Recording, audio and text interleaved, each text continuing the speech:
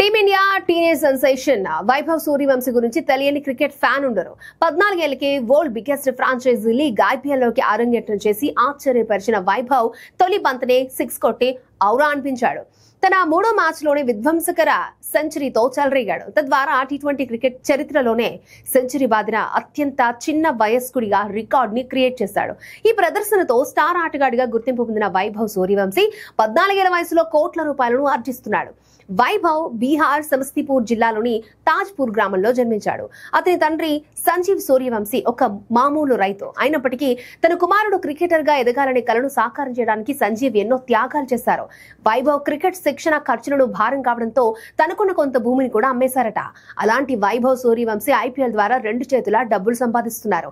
IPL 2025 season తో అతని రాతే మారిపోయింది. ప్రస్తుతం 14 ఏళ్ల వైభవ్ సూర్యవంశీ ఆస్తి 3 కోట్ల వరకు ఉంటుంది. ఐపీఎల్ 2025 వేలంలో అతన్ని రాజస్థాన్ రాయల్స్ 1,10 లక్షలకు కొనుగోలు చేసింది.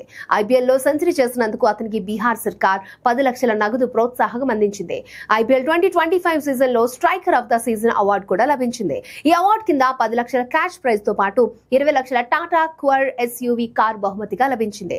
భారత అండర్-19 ప్లేయర్ గా వైభవ్ కు ఒక సిరీస్ లో రోజుకు 20,000 రూపాయలు మ్యాచ్ ఫీజు వస్తూ ఉంటుంది. బీహార్ రంజీ ప్లేయర్ గా వైభవ్ సూర్యవంశీ మ్యాచ్ కి 1.5 లక్షల మ్యాచ్ ఫీజు అందుకుంటున్నాడు.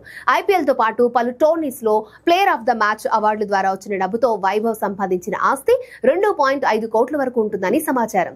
ఇక వైభవ్ అడ్వర్టైజ్మెంట్ రంగంలో అడుగు పెట్టలేదు. ఇక ఫ్యూచర్ లో అతను ఇలానే ఆడితే 19 ఏళ్ళు వచ్చే వరకు అతని ఆస్తి 300 కోట్లకు చేరుతుందని బిజినెస్ వర్గాలు అంటున్నాయి.